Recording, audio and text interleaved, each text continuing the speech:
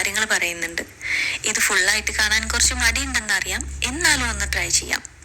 ഇത് കണ്ടിട്ട് എന്തെങ്കിലും ഒരു മാറ്റം ഉണ്ടാക്കിയാൽ അത് നല്ലതല്ലേ? സോ എനിക്കുറപ്പുണ്ട് ഈ വീഡിയോയിൽ നിന്ന് നിങ്ങൾക്ക് എന്തെങ്കിലുമൊക്കെ കിട്ടും.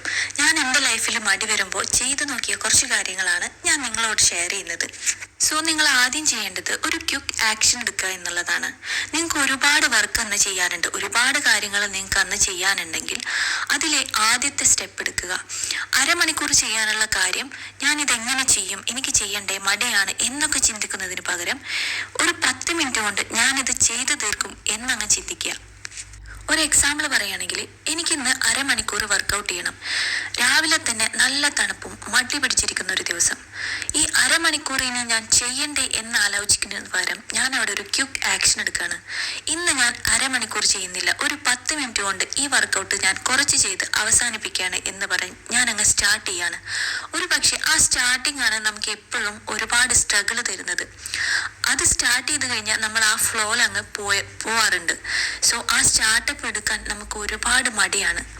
അപ്പോൾ ഇന്ന് ഈ അരമണിക്കൂർ അല്ലെങ്കിൽ 1 മണിക്കൂർ ഞാൻ ചെയ്യണ്ടേ എന്ന് ആലോചിച്ചിരിക്കുന്ന നേരം 10 മിനിറ്റ് കൊണ്ട് ഇന്നത്തെ ഈ കാര്യം ഫുള്ള് ഞാൻ തീർക്കും എന്ന് വിചാരിച്ച് അതങ്ങ് സ്റ്റാർട്ട് ചെയ്യുന്നതിലൂടെ ഒരു പക്ഷേ നമ്മളത് ഫുള്ളായിട്ട് ചെയ്യും. അല്ലെങ്കിൽ നമുക്ക് മടിയാണെങ്കിൽ ആ 10 മിനിറ്റ് ചെയ്ത് നമ്മൾ അവിടെ നിർത്തുക.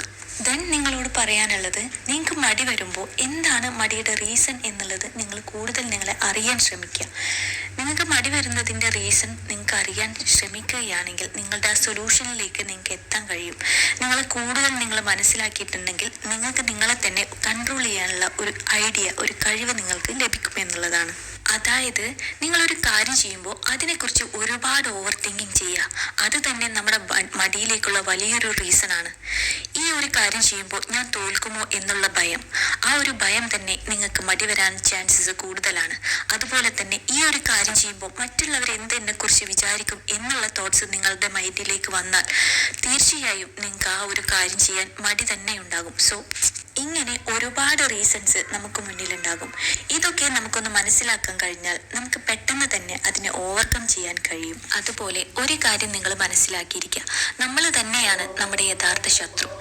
നമ്മളെ ബാക്കിലോട്ട് നയിക്കുന്നതും നമ്മളെ മടിയന്മാരാക്കുന്നതും നമ്മൾ തന്നെയാണ്. നിങ്ങളൊരു കാര്യം ചെയ്യാൻ സ്റ്റാർട്ട് ചെയ്യുകയാണെങ്കിൽ അതിൻ്റെ പോസിറ്റീവ് സൈഡ്സ് കൂടുതൽ ചിന്തിക്കുക. അല്ലാതെ ഇത് ചെയ്യുമ്പോൾ എനിക്ക് നെഗറ്റീവായിട്ട് വരുന്ന കാര്യങ്ങളെക്കുറിച്ച് നിങ്ങൾ ചിന്തിക്കാണ്ടിരിക്കുക. തോൽക്കുമോ, അല്ലെങ്കിൽ ഇത് ചെയ്തതുകൊണ്ട് എനിക്ക് ഇന്നത് സംഭവിക്കുമോ, അങ്ങനെയൊക്കെ ഒരുപാട് ചിന്തിക്കാതെ പോസിറ്റീവ് സൈഡ്സ് കൂടുതൽ ചിന്തിച്ചുകൊണ്ട് ആ ഒരു കാര്യം സ്റ്റാർട്ട് ചെയ്യുക. ഇങ്ങനെ നിങ്ങളുടെ ചിന്തകളെ നിങ്ങൾക്ക് മാറ്റാൻ കഴിയുമെങ്കിൽ നിങ്ങൾക്ക് തീർച്ചയായും മടിയെ ഓവർകം ചെയ്യാൻ സാധിക്കും എന്നുള്ളതാണ്. നിങ്ങളുടെ ബ്രെയിനിനെ നിങ്ങൾക്ക് കൺട്രോൾ ചെയ്യാനുള്ള ഒരു കഴിവുണ്ട്, ഒരു പവർ നിങ്ങൾക്ക് തന്നെയുണ്ട്.